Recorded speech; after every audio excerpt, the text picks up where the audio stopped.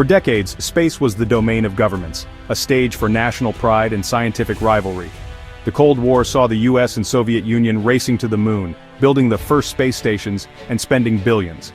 NASA led the charge but relied on aerospace giants like Boeing and Lockheed Martin. These companies worked slowly, methodically, and at great expense. The process was exclusive, with little room for newcomers.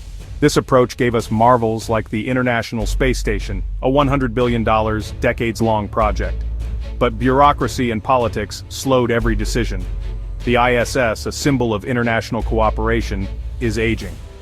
NASA knows it needs a replacement, but the old model is too slow and costly. The government no longer wants to pay the full bill. So, NASA cracked open the door to private companies, inviting new ideas for the next space station.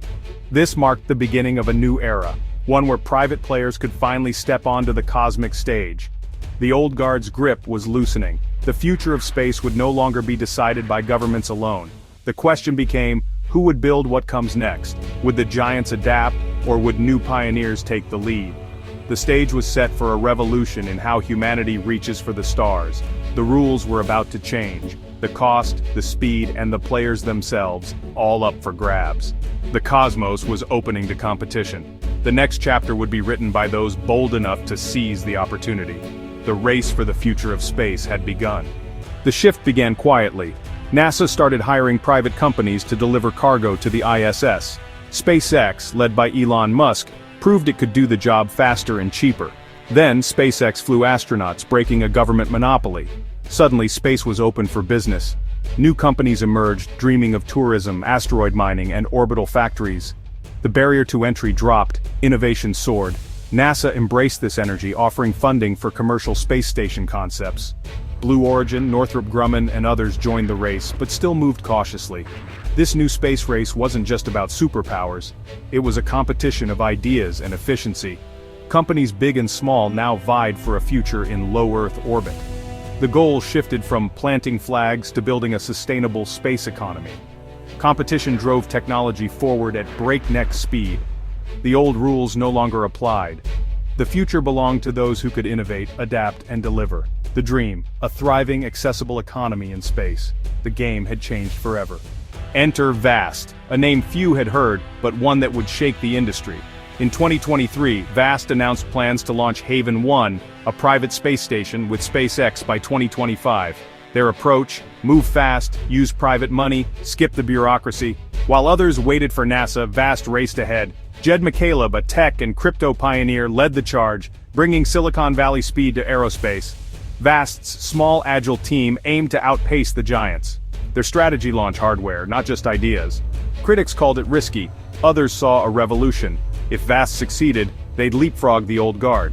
The industry watched, anxious and intrigued. Could a startup rewrite the rules of space? The answer would shape the next era in orbit. The stakes had never been higher. Haven 1 isn't a sprawling station, it's a compact single-module outpost. Launched by SpaceX, it will host 4-person crews for up to 30 days. The goal: prove a fast, private development model works in space. VAST's speed is its edge, aiming for orbit in just a few years, not decades. By starting small, they reduce complexity and risk.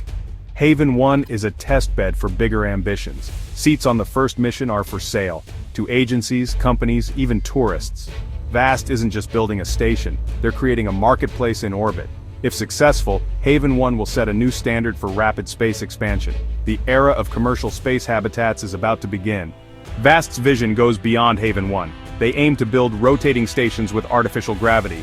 Artificial gravity could solve the health risks of long-term space living. This would make space accessible for ordinary people, not just astronauts. VAST is tackling the hardest problem, making space livable for everyone. Jed McCaleb is betting his fortune on this dream, thinking decades ahead. Private visionaries are now shaping the future of space. The new space race is about access, innovation, and who leads humanity's next giant leap. Space is opening to all: governments, businesses, and maybe one day families. The pioneers of today are building the cosmos of tomorrow.